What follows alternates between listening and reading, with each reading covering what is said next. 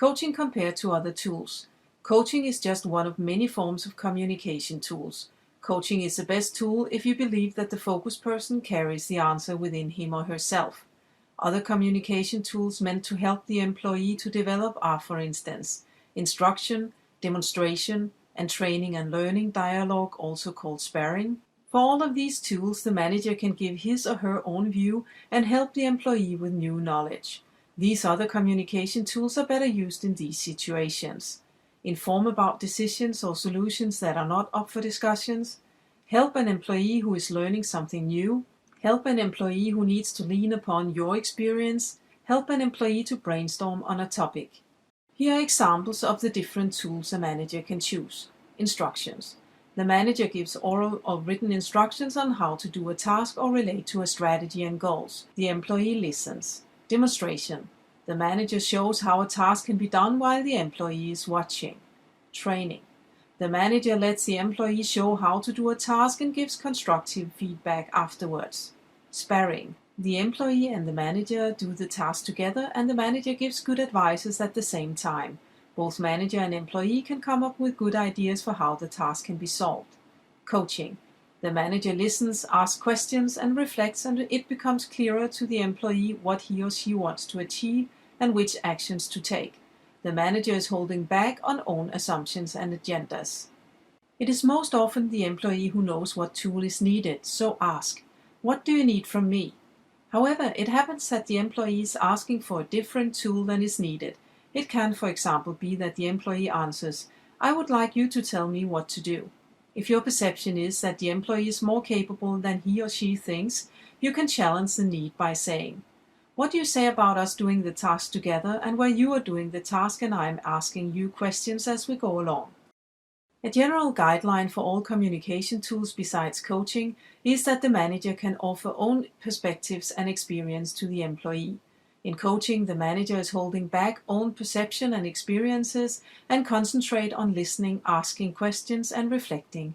However, the manager can test perspectives by using hypotheses, for instance starting with "what if?" to help the employee get new perspectives to reflect upon. If you press the button "See it in action" on this topic, you will find an example of how to use hypotheses.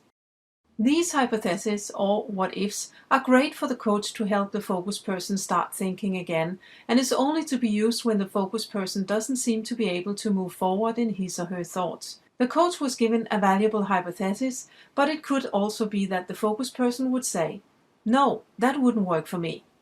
Even with a non-value-adding hypothesis, it gets the focus person to think, and the coach can ask, "So what is a good question to ask your friend?" Coaching is not for sissies. As a coach, you will be the focus person's mirror by listening to what the focus person is answering and using that answer to guide you to find the next question. Most often people have had many inner dialogues about a certain issue before they meet a coach. What has happened is that the inner defense system has prevented them from answering their own questions to come to a good solution. That happens when a person needs to step seriously out of the comfort zone. The coach's job is to keep the focus person focused on answering the questions. When the question is answered, it leads to one more question, and it goes on until the focus person has found a good solution and is ready to act upon it. Along the way, the focus person has validated different perspectives of what to do. When coaching, you are committed to the focus person's development. Misinterpretations of coaching is that it is all about stripping and getting the focus person out where it hurts, having brilliant questions that makes you as coach fall in love with your own creativity or getting through with your own agenda. Instead, it is about getting the focus person to feel and be competent by leading the focus person in the process via relevant questions and in an appreciative way. Some managers are afraid of losing fame and prestige as a coaching manager, and to some extent they do. Now the employees are the competent ones, and the manager can feel that he or she is not leading the pack anymore.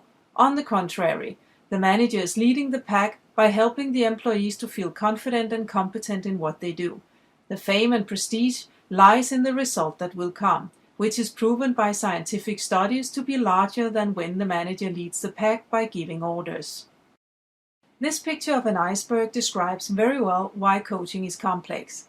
Most of what drives us to do what we do is below the water surface and has to do with our preferences and intentions. Some say that it counts for 90% of what drives us. The rest is above the water surface. What are above are hardcore elements like vision, goals, strategies, activities, plans, follow-up, and results. And below are the softer elements like values, norms, emotions, motivation, attitudes, and perceptions. At the water surface are our competences and working methods. What is above the surface is what is related to seeing a clear purpose and seeing progress of what we do. And what is below is what is related to our inner work-life balance. Even though the manager might believe that he or she knows about the employee's perceptions, preferences, and intentions, the 90% below is not really visible to the manager. It has to do with a person's personal perception of what is right and what is wrong, in which way this person believes in him or herself, and how this person prefers to interact with others.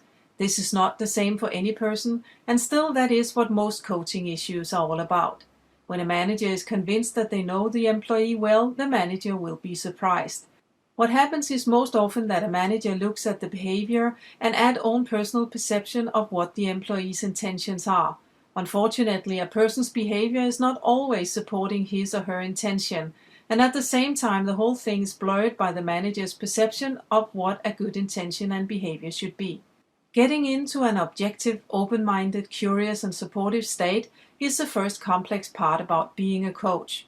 The second complex part is to listen carefully to words, body language, tonation, what is not said, and your own senses. The third part is to ask the powerful questions that will lead the focused person to take firm action based on own solutions.